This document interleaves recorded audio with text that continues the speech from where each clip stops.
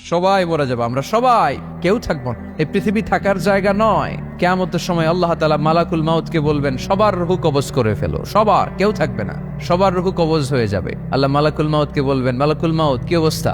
বলবে সব শেষ। মাইয়াব্বা, কে বাকি?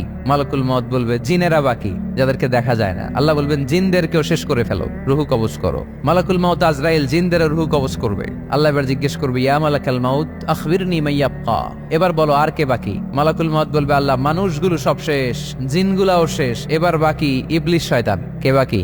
ইবলিসরেও শেষ করো, ইবলিসও শেষ। আল্লাহ আবার জিজ্ঞেস করবেন, ইয়া মালাকাল মাউতি মাইয়াব্বা, আর কে বেঁচে আছে বলো? মালাকুল মাউত বলবে, আল্লাহ আপনার কথা অনুযায়ী পৃথিবীর সব মানুষের রূহ কবজ করলাম, সব জিনদের রূহ কবজ করলাম, ইবলিসের রূহ কবজ করলাম, এখন আছে শুধু ফেরেশতারা। আছে কারা? যাও ফেরেশতাদের রূহ কবজ করো, ফেরেশতাদের রূহ কবজ হয়ে যাবে। এবার আল্লাহ জিজ্ঞেস করবেন, ইয়া মালাকাল মাউত আখবিরনি মাইয়াব্বা।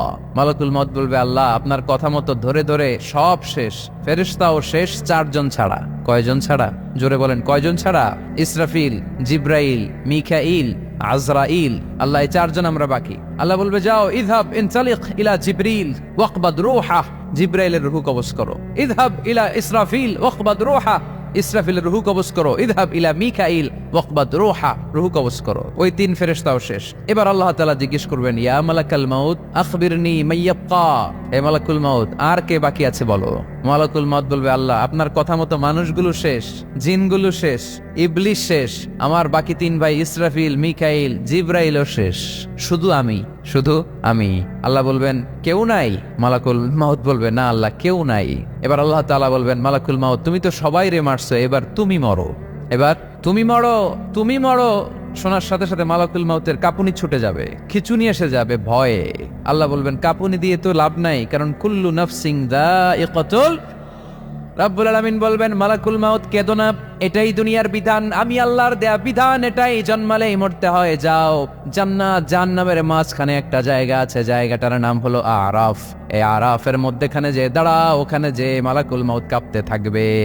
মালাকুল মাউত বলবে, আল্লাহ সৃষ্টির শুরুতে যদি জানতাম, সৃষ্টির শুরুতে যদি জানতাম সবাইকে মৃত্যুদান করার পরে, রূহ কবজ করার পরে আমাকেও মরতে হবে, তাহলে এই কঠিন দায়িত্বের ব্যাপারে আপনার কাছে ক্ষমা চাইতাম। আজকে আমারও যে ভাগ্য বরণ করে নিতে হবে সৃষ্টির শুরুতে, আমি এটা কল্পনাই করতে পারি নাই। আল্লাহ বলবেন, নো টক, মুত ইয়া মালাকাল মাউত, মর, মরে যা, মুত, মরে যাও। বলার সাথে সাথে মালাকুল মাউত এক বিকট চিৎকার হাঁকিয়ে মরে যাবে। মালাকুল মাউতের চিৎকারটা সেদিন এত ভয়ঙ্কর হবে, বিষ্ণু ঈসা ইসলাম বলেন, ওই চিৎকারের আওয়াজ যদি পৃথিবীর মানুষেরা কান দিয়ে শুনতে পেত, তাহলে কিয়ামত সংগঠিত হওয়ার জন্য আলাদা করে ইসরাফিলের সিঙ্গার প্রয়োজন হতো না। ওই চিৎকারের আওয়াজে প্রতিটা মানুষ কানের পর্দা ফেটে ওই জায়গায় লাশ হয়ে পড়ে যেত। এবার ডানে বায়ে সামনে পেছনে উপরে নিচে কেউ নাই, একজন ছাড়া। জোরে বলতে হবে, তিনি কে? আল্লাহ তখন পৃথিবীকে একটা ডাক দিবেন, বলবেন, ইয়া দুনিয়া আইনা আনহারুকি, এই পৃথিবী তোর নদীগুলো কোথায়? ইয়া দুনিয়া আইনা আশজারুকি, এই পৃথিবী তোর গাছগুলো কোথায়? বটতলা।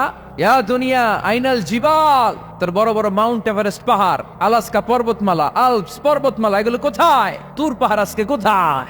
ইয়া দুনিয়া আইনাল মুলুক, রাজা বাদশারা কোথায়, যারা ক্ষমতার দাপটে পা জমিনে ফেলতে চাইতো না? আইনাল জাবাবেরা, অত্যাচারী স্বৈর শাসকগুলো আজকে কোথায়? কোথায় আজকে? কোনো আওয়াজ নাই। আল্লাহ তখন হুঙ্কার দিয়ে বলবেন, লিমানিল মুলকুল ইয়াউম, who belongs the kingdom today. Allah চিৎকার দিয়ে বলবেন, আজকে ক্ষমতা কার? আওয়াজ করে বলেন, সেদিন ক্ষমতা কার? আল্লাহ সেদিন প্রশ্ন করে নিজেই নিজের প্রশ্নের উত্তর দিবেন, লিমানিল মুলকুল ইয়াউমা লিল্লাহিল ওয়াহিদিল কাহ্হার। সেদিন ক্ষমতা দুনিয়ার কোনো রাজার নাই, কোনো বাদশার নাই, কোনো স্বৈর শাসকের নাই, কোনো সুলতানের নাই, কারো নাই। সেদিন ক্ষমতা চলবে একজনের, তিনি কে? তার নাম হচ্ছে রহমান। তার নাম কি? আরো জোরে বলেন, কি নাম? এজন্য রহমান কারে বলে আজকে চিনতে পারছেন? তার দয়ার শেষ আছে? তার ক্ষমতার কোনো কুল কিনারা আছে? তার ধন ভান্ডারে কোনো কমতি আছে? এজন্য লা বিশাইইন মিন নিআমিকা রাব্বানা নুকাযযিবু ফালাকাল হামদ, we don't deny any of your mercy and blessings, all praises to you. Allah তোমার কোন নিয়ামতকে আমরা অস্বীকার করি না। আল্লাহ প্রথমে ধমক দিয়ে বলছেন, এই মানব জাতি আর জিন জাতি, আমার কোন নিয়ামতকে অস্বীকার করবি? আমরা বলি কোনোটাই অস্বীকার করি না। সকল প্রশংসার মালিক একজন, তিনি কে?